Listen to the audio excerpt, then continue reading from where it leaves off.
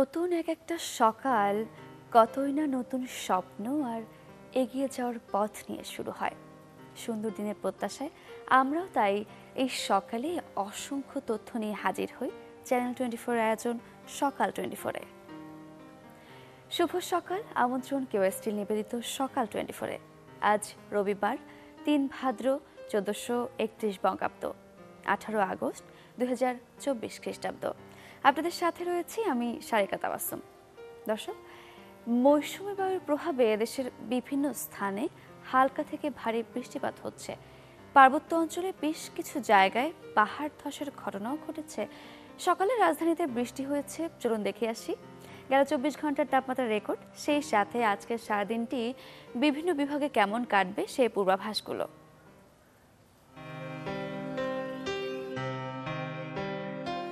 ঢাকায় গেল ২৪ ঘন্টায় সর্বোচ্চ তাপমাত্রা শনাক্ত হয়েছে ৩২.৭ ডিগ্রি সেলসিয়াস, সর্বনিম্ন তাপমাত্রা ছিল ২৬.৫ ডিগ্রি সেলসিয়াস। রাজশাহীতে সর্বোচ্চ তাপমাত্রা ৩৫.২, সর্বনিম্ন ২৬.৭। রংপুরে সর্বোচ্চ তাপমাত্রা শনাক্ত হয়েছে ৩৬ ডিগ্রি সেলসিয়াস, সর্বনিম্ন তাপমাত্রা ছিল ২৮.১ ডিগ্রি সেলসিয়াস। ময়মনসিংহে সর্বোচ্চ তাপমাত্রা ৩২.৮, সর্বনিম্ন ২৭.৩ ডিগ্রি সেলসিয়াস। সিলেটে গেল ২৪ ঘন্টায় সর্বোচ্চ তাপমাত্রা শনাক্ত হয়েছে ২৯.৪ ডিগ্রি সেলসিয়াস, সর্বনিম্ন তাপমাত্রা ছিল ২৫.৮ ডিগ্রি সেলসিয়াস। চট্টগ্রামে সর্বোচ্চ তাপমাত্রা ২৭.৬, সর্বনিম্ন ২৫। খুলনায় সর্বোচ্চ তাপমাত্রা ৩৫, সর্বনিম্ন ২৬.৮। বরিশালে সর্বোচ্চ তাপমাত্রা শনাক্ত হয়েছে ২৮.৪ ডিগ্রি সেলসিয়াস, সর্বনিম্ন তাপমাত্রা ছিল ২৫.৩ ডিগ্রি সেলসিয়াস। গেল ২৪ ঘন্টায় দেশের সর্বনিম্ন তাপমাত্রা শনাক্ত হয়েছে রাঙামাটিতে ২৪.৩ ডিগ্রি সেলসিয়াস, সর্বোচ্চ তাপমাত্রা ছিল দিনাজপুরে ৩৬.২ ডিগ্রি সেলসিয়াস। আজ খুলনা, বরিশাল, চট্টগ্রাম ও সিলেট বিভাগের অনেক জায়গায় এবং অন্যান্য বিভাগের কিছু কিছু জায়গায় অস্থায়ীভাবে দমকা হাওয়াসহ হালকা থেকে মাঝারি ধরনের বৃষ্টি কিংবা বজ্রসহ বৃষ্টি হতে পারে। সেই সাথে দেশের কোথাও কোথাও মাঝারি ধরনের বর্ষণ থেকে অতি ভারী বর্ষণ হতে পারে। আজ সারা দেশে দিন ও রাতের তাপমাত্রা সামান্য হ্রাস পেতে পারে।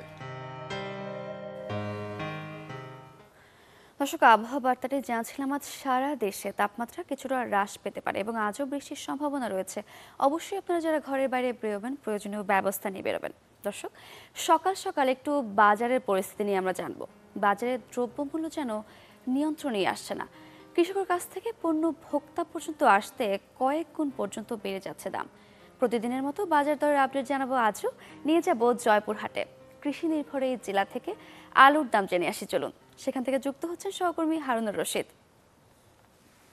হারুনুর রশিদ, শুভ সকাল। আমরা একটু প্রান্তিক পর্যায়ের আলুর দাম নিয়ে জানতে চাই। কৃষকদের কাছ থেকে কত টাকা দিয়ে কেনা হচ্ছে এবং বাজারে এর মূল্যটা কিরকম?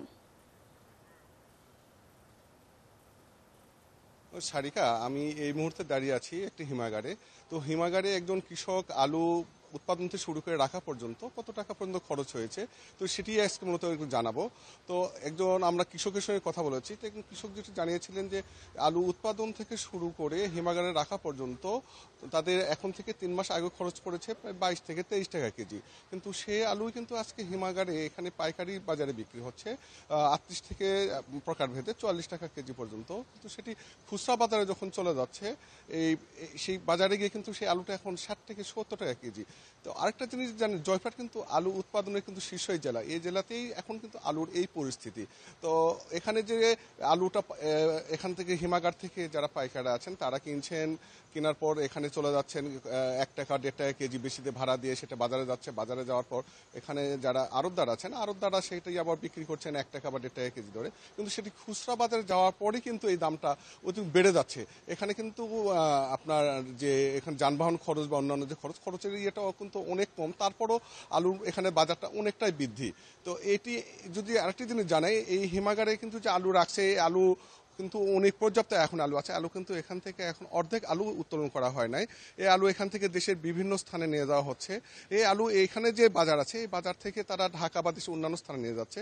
সেই স্থানগুলোতে আমরা জানতে পেরেছি সেখানে যে বাজারে 60 টাকা বা 70 টাকা কেজি দরে বিক্রি হচ্ছে, সেই আলু কিন্তু উৎপাদনের যে জায়গাটি, এই জায়গাতে কিন্তু এখানে যানবাহন খরচ নেই, এখানে অন্যান্য যে আনুষঙ্গিক যে খরচ না থাকলেও কিন্তু একই দামে বিক্রি করা হচ্ছে।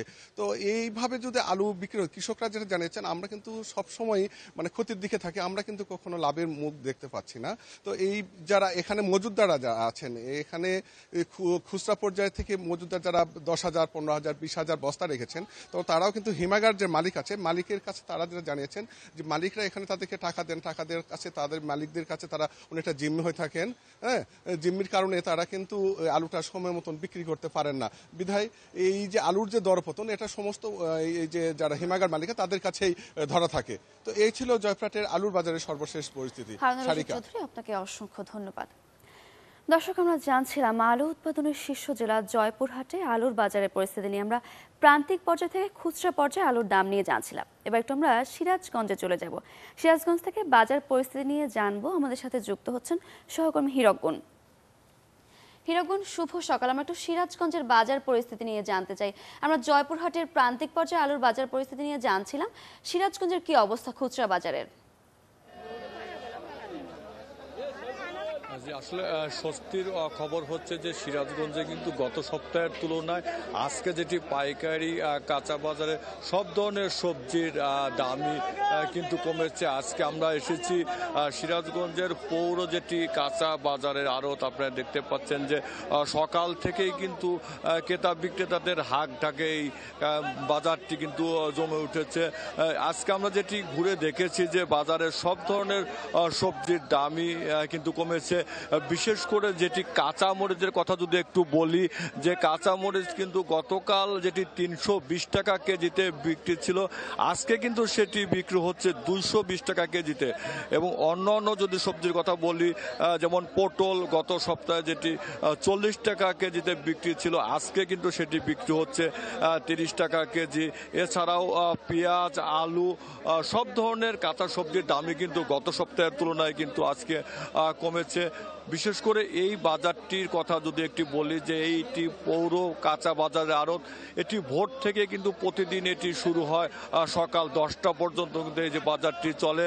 এবং সিরাজগঞ্জ শহরের আশেপাশের যে বিভিন্ন স্থান থেকে যারা কৃষক, তারা কিন্তু তাদের উৎপাদিত যে সবজি এই বাজারে নিয়ে আসে। এবং অনেক বিক্রেতাকে আমরা দেখেছি, তারা যেটি কথা বলেছে, তারা যেটি বলেছে যে গত সপ্তাহে যে সবজির দামের তুলনায় কিন্তু এই সপ্তাহে সব ধরনের শাক সবজির দামই কিন্তু কমেছে, যে কারণে ক্রেতারা কিন্তু অনেকটা স্বস্তি প্রকাশ করছে। এবং তারা যেটি বলছে যে যদি এই পাইকারি বাজারে আজকে মূল্য কমলেও খুচরো বাজারে যেটি তারা কিন্তু এই বাজারটি মনিটরিংয়ের দাবি কিন্তু তারা জানিয়েছে। এবং আমরা দেখেছি অনেক ক্রেতা তারা শহরের প্রতিদিন ভোরে কিন্তু এই বাজারে তারা আসে, কারণ এই বাজারে টাটকা শাক সবজি পাওয়ার কারণে কিন্তু এই ক্রেতারা কিন্তু এই বাজারটি ভিড় করে। তবে আজকে স্বস্তির খবর যে সব ধরনের সবজির দাম কমেছে, তবে বৃষ্টির কারণে কিছুটা বেড়েছে কিন্তু আজকে বেগুনের দাম। এছাড়া সব ধরনের সবজির দাম কমার কারণে কিন্তু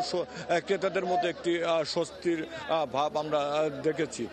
এই ছিল সিরাজগঞ্জের সবজি বাজার থেকে সর্বশেষ। হিরকগুন, আপনাকে অসংখ্য ধন্যবাদ। দর্শক, আমরা সিরাজগঞ্জের বাজার পরিস্থিতি নিয়ে জানছিলাম। আমরা জানছিলাম স্বস্তির খবর, কাঁচামরিচ থেকে শুরু করে অন্যান্য যে নিত্যপণ্য সবজি রয়েছে সেগুলোর দাম কিছুটা তুলনামূলকভাবে কমেছে। দর্শক, এবার একটু আমরা পত্রিকায় নজর দিই। আমাদের হাতে প্রতিদিনের মতো রয়েছে কয়েকটি পত্রিকা।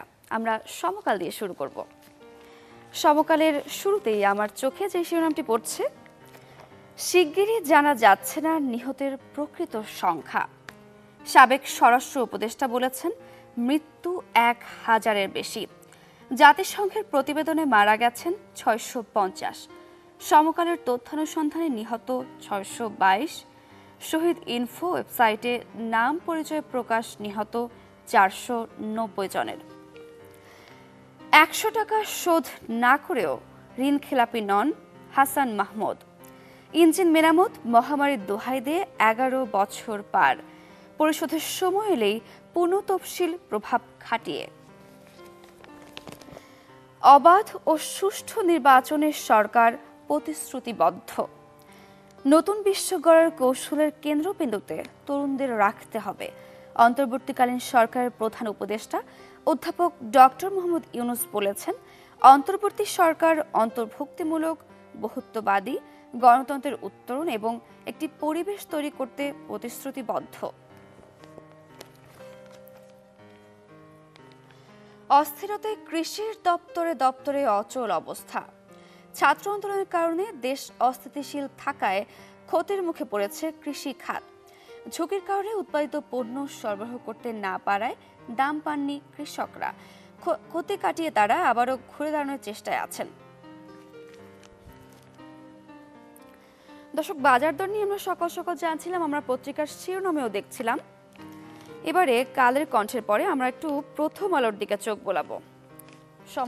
সমকাল পড়ছিলাম, আমরা প্রথম আলো দেখে নেব। আহতদের চিকিৎসা ব্যয় নিয়ে দুশ্চিন্তা থাকছেই। রাজধানীর মধ্যবাড্ডা এলাকার বাসিন্দা জাকির শেখদার গত 18 জুলাই রাতে ব্র্যাক বিশ্ববিদ্যালয়ের সামনে রাস্তায় গুলিবিদ্ধ হন। একটি ছবি এখানে দেখানো হয়েছে। পরিস্থিতি অনুযায়ী রাজনৈতিক দল গঠনের সিদ্ধান্ত। বৈষম্য বিরোধী ছাত্র আন্দোলন। বৈষম্য বিরোধী ছাত্র আন্দোলনের সমন্বয়কদের উদ্যোগে নতুন রাজনৈতিক দল গঠিত হচ্ছে কিনা তা নিয়ে কয়েকদিন ধরে নানা মহলে আলোচনা চলছে। যদিও শিক্ষার্থীদের এই প্ল্যাটফর্মের অগ্রভাগে থাকা সমন্বয়করা বলছেন, রাজনৈতিক দল গঠনের বিষয়ে তারা এখনো সিদ্ধান্ত নেননি। এ বিষয়ে সিদ্ধান্ত নেবেন পরিস্থিতি অনুযায়ী। অন্তর্ভুক্তিমূলক গণতন্ত্রে উত্তরণে পরিবেশ তৈরিতে প্রতিশ্রুতিবদ্ধ। আমরা সমকালেও দেখছিলাম একই শিরোনাম।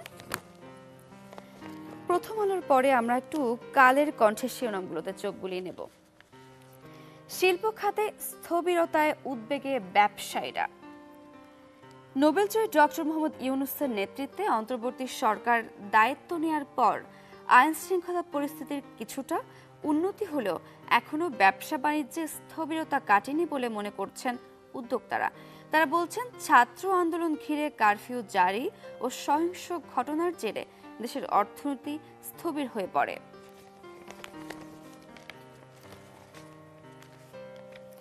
চাঁদাবাজি বন্ধ হলে মাছ সবজির দাম 25% কমতে পারে।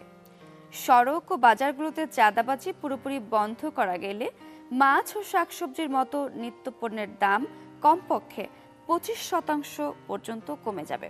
ভোক্তার স্বার্থ সংরক্ষণে স্বেচ্ছাসেবী সংস্থা voluntary consumers training and awareness সোসাইটির গবেষণায় এমন তথ্য মিলেছে। দর্শক, এই ছিল কালের কণ্ঠের প্রধান শিরোনামগুলো। আমরা দৈনিক ইত্তেফাকের শিরোনামগুলো দেখব। 100 দিনের মধ্যে ব্যাংকিং খাতের দুর্নীতির শ্বেতপত্র। গভর্নর।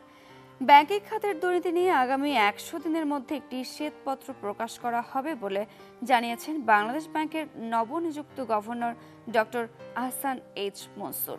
তার মতে, প্রত্যেকটা মন্ত্রণালয় যদি এই কাজটি করে তাহলে সব একসঙ্গে নিয়ে সরকারের পক্ষ থেকে একটি শ্বেতপত্র প্রকাশ করা যেতে পারে।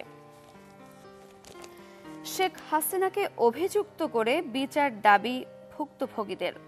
তদন্ত কমিশন গঠন, স্বরাষ্ট্র ও সেনাবাহিনীর তদন্ত প্রতিবেদন প্রকাশের দাবি। চাকরি ফেরত চান বরখাস্ত সেনা কর্মকর্তারা।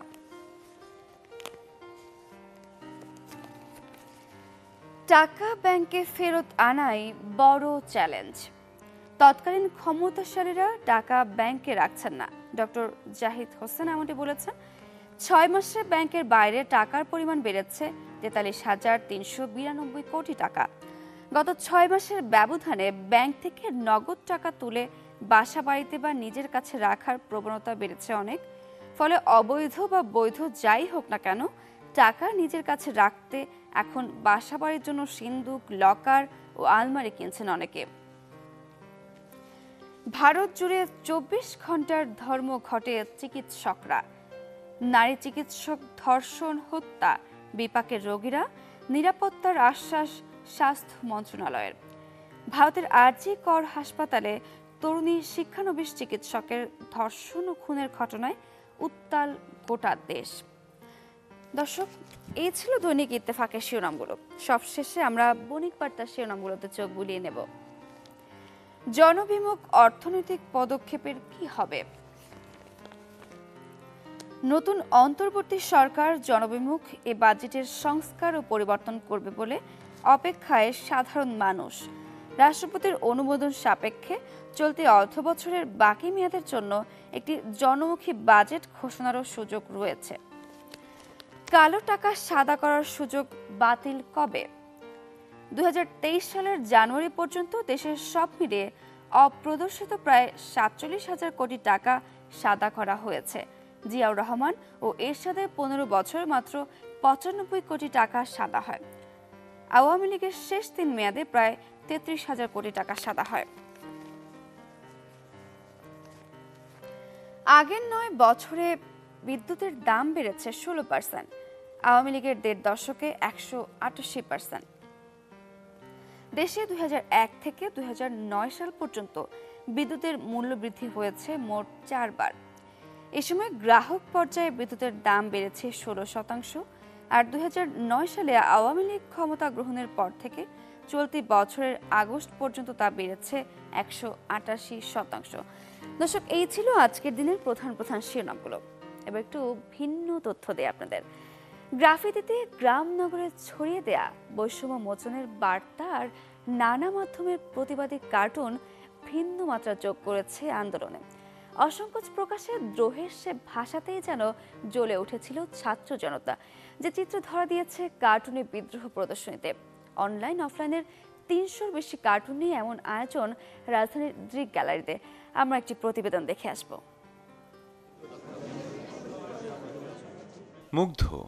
মুগ্ধতা ছড়াচ্ছে চারপাশে, হারিয়ে গিয়েও সে আজও খুবই বর্তমান। মুগ্ধ সেই স্বপ্ন লাল কালিতে ঝরে পড়ছে শিশু থেকে তরুণ সবার স্বপ্নে। স্বৈরাচারের পতনে কার্টুন নাড়িয়ে দিয়েছিল বিবেককে। রাঙা বিপ্লবের সেই কার্টুন প্রকাশ পেয়েছিল অনলাইন কিংবা অফলাইনে। নামে বেনামে এসব মুক্তির জয়গান ছড়িয়ে পড়েছিল অন্তর্জালে। সমাজের অসঙ্গতি তুলে ধরার এই প্রয়াস অনেকটাই পথ হারিয়েছিল বিগত কয়েক বছরে, কিন্তু যখন রক্তে লেগেছে দোলা তখন আর থামায় কে? তার মধ্যেও কিন্তু আমরা কার্টুন প্রদর্শনী করেছি, প্রতিবাদ করেছি, কিন্তু কার্টুনিস্টের যে সাহস দেখিয়েছে সেটাকে আমাদের সেলিব্রেট করা দরকার, এবং এখন এটা সেটাই হচ্ছে। বাংলাদেশের নতুন এই বিপ্লবের যাত্রায় যেসব কার্টুন উদ্দীপনা জুগিয়েছে, সাহস জুগিয়েছে এগিয়ে যাবার, সেসব কার্টুন নিয়ে দৃক গ্যালারির এই আয়োজন কার্টুন বিদ্রোহ। অনেক প্রতিকূল অবস্থা পার হয়ে জায়গায় আসছি, আর এখন স্বতঃস্ফূর্তভাবে সবাই কার্টুন আঁকতেছে। কার্টুনের যে বেসিক জিনিসটা, হিউমার এবং স্যাটায়ার, এই জিনিসটা এটা ওরা সাকসেসফুলি ধরতে পারছে। গুণী শিল্পীরা তো এঁকেছেনই, তাতে প্রাণ খুলে যোগ দিয়েছে নবীনরাও, যাদের ভাবনায় প্রকাশ পেয়েছে নিপীড়নের শৃঙ্খল ভাঙার জয়গান।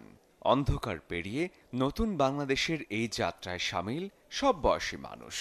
যেখানে অনেক কার্টুন দেখে আমরা ফিল করতে পারতেছি যে ওই সময়গুলো আমরা কি ফেস করেছিলাম বা কত কিছু আমাদের সাথে ঘটেছিল। তো ওই যে একটা বাক স্বাধীনতা বা আকার স্বাধীনতা যে কেড়ে নেওয়া হয়েছিল, ওইটা আবার ফেরত এসেছে, এটা ভাবতে খুব ভালো লাগছে। পত্রিকা এবং সামাজিক যোগাযোগ মাধ্যমে প্রকাশিত প্রায় 300 কার্টুন নিয়ে এই আয়োজন। রাজধানীর দৃক ভবনে 23 আগস্ট পর্যন্ত প্রতিদিন বিকাল 3টা থেকে রাত 8টা পর্যন্ত সবার জন্য উন্মুক্ত থাকবে এই আয়োজন। শরীফুল হক, চ্যানেল 24, ঢাকা। দর্শক, গ্রাফিতি কার্টুন প্রতিবাদের যেন অন্যতম এক মাধ্যম। আমরা গ্রিক গ্যালারির আয়োজনে কার্টুন বিদ্রোহ নামে চমৎকার একটি আয়োজন দেখছিলাম। দর্শক, এই মুহূর্তে কেওএসটি নিবেদিত সকাল 24-এর সময় হলো ছোট্ট একটা বিরতির। ফিরছি আরও আয়োজন নিয়ে, আমাদের সঙ্গেই থাকুন।